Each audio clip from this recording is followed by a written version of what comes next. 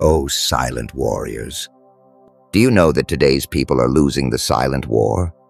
No, not because they lack talent, but because they lack mental fortitude.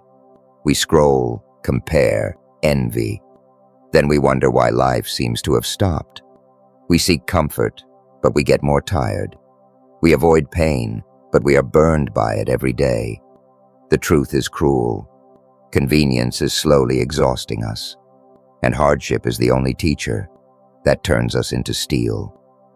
The ancient Stoic philosophers knew this thousands of years ago. Marcus Aurelius once wrote, "Your mind is your own, not an external event." When you truly understand this, then you become steadfast, unwavering, and unyielding. Today we will dive into those hard truths that you have to live, not just hear. 7 practical principles that will make your mind unyielding, calm your soul, and give your life purpose. Number 1. Make friends with adversity. This philosophy plays a very important role in our lives. We often fear facing difficulties, but Stoic philosophy teaches us that difficulties are actually stepping stones to our progress.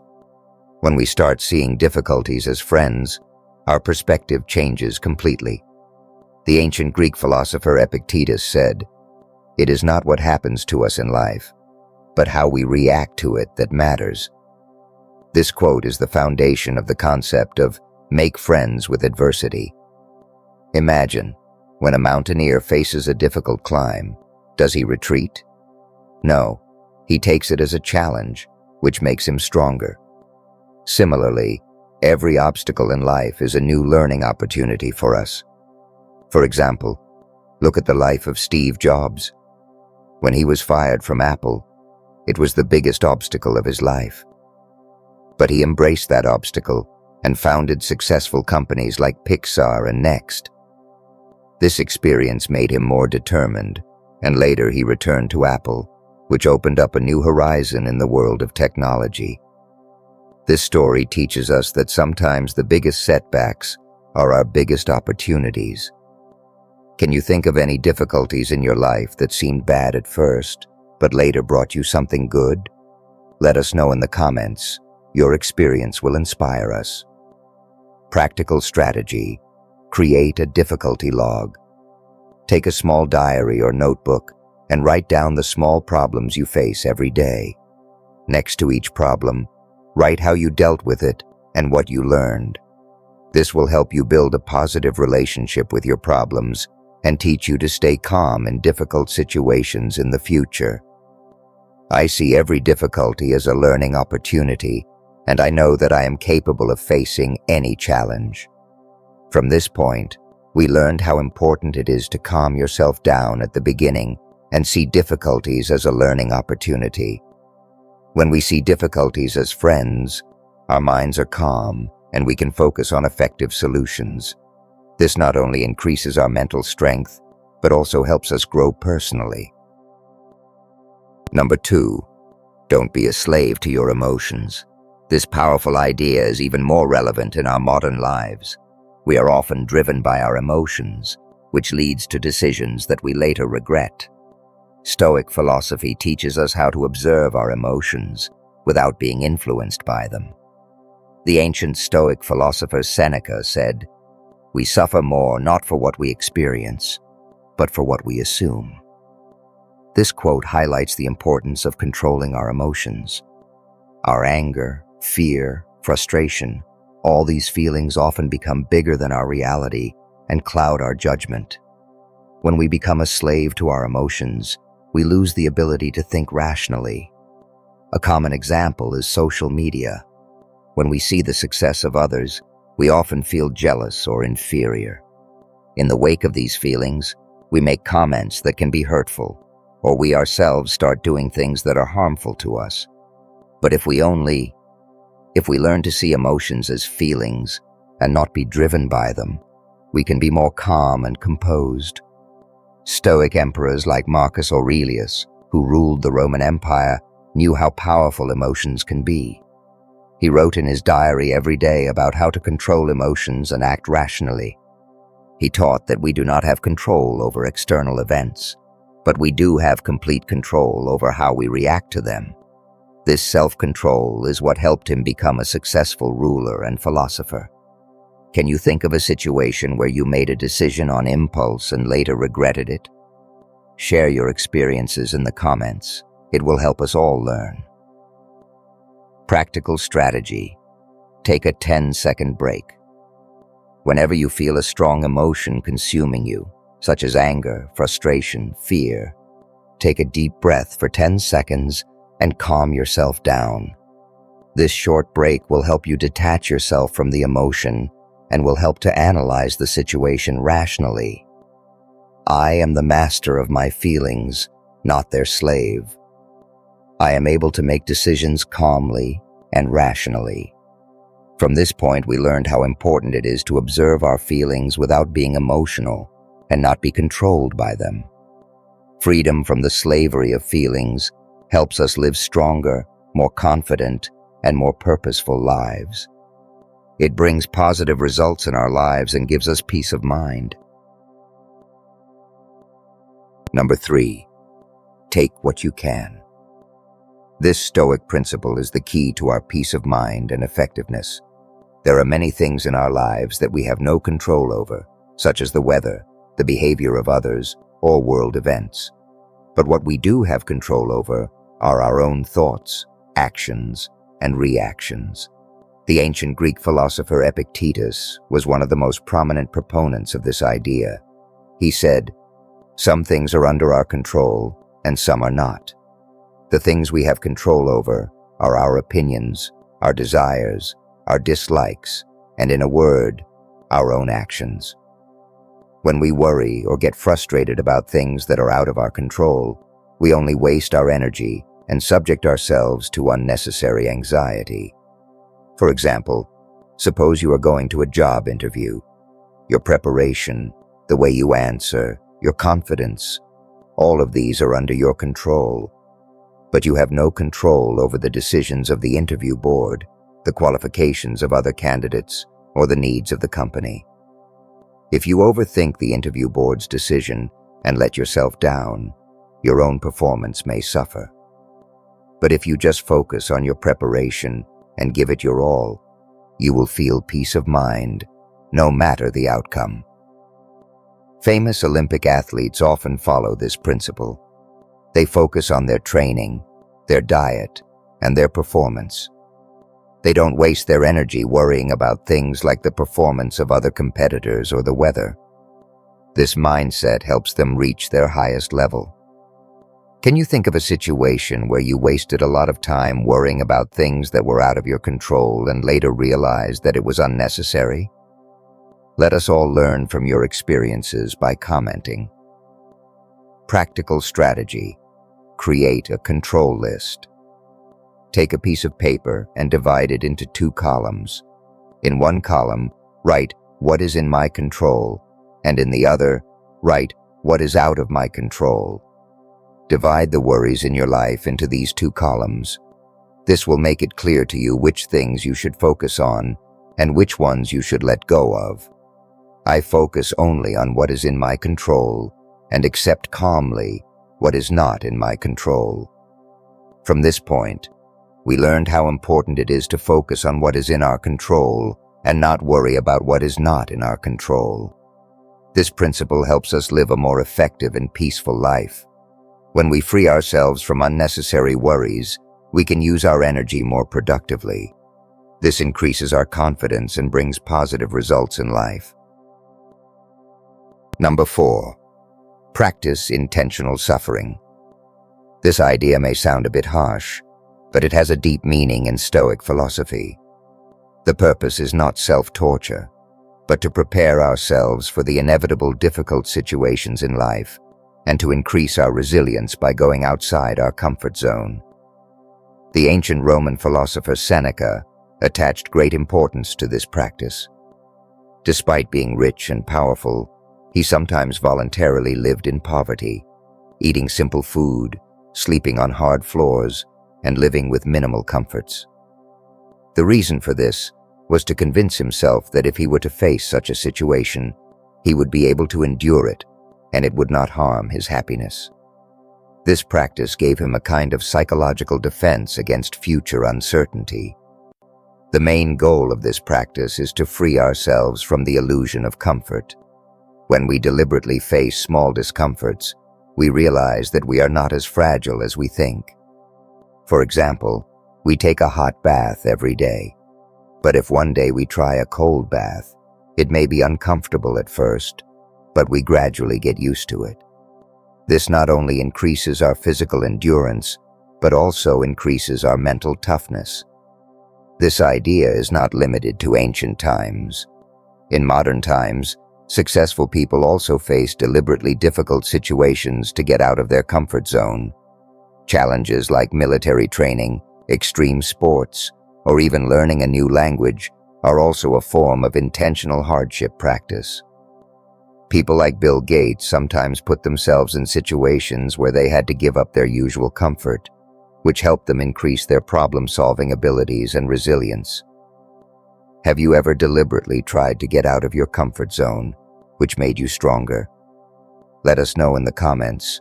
Your experience will inspire us. Practical strategy. Take the small discomfort challenge. Do at least one small, uncomfortable task every day. This could be taking the stairs instead of the elevator, skipping a meal, if it's safe, or turning down the temperature in your room a little during the winter. These small challenges will help you build mental toughness. I intentionally take on difficult situations because I know it makes me stronger.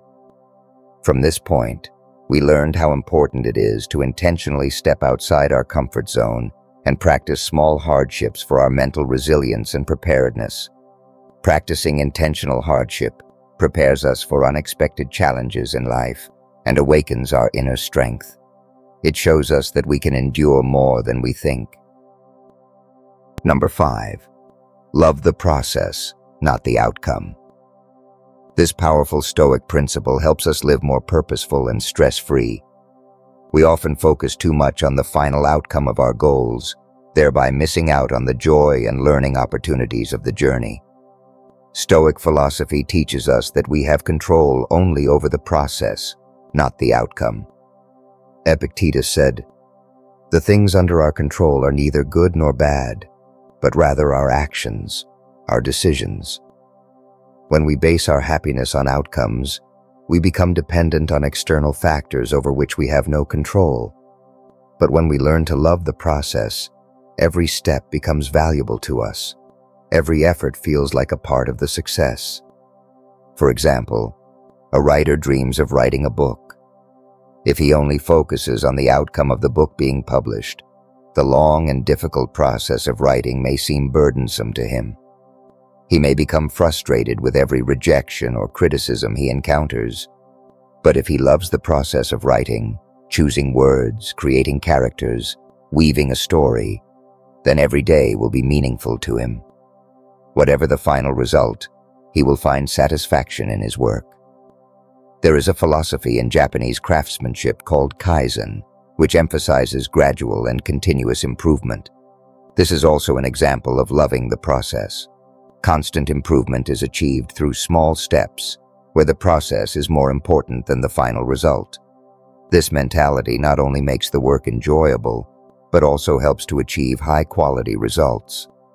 The famous athlete Michael Jordan did not just focus on winning, he loved the process of practice, which helped him become a legend. Can you tell me about a hobby where you enjoy the process more than the result? Let us know in the comments. Your experiences will inspire us. Practical strategy. Practice daily process focus. Make a small list of the main tasks or goals of your day. Before starting each task, tell yourself, "Today I will enjoy every moment of this process and give it my best, no matter the outcome." This will help you focus on the present moment and enjoy the task at hand.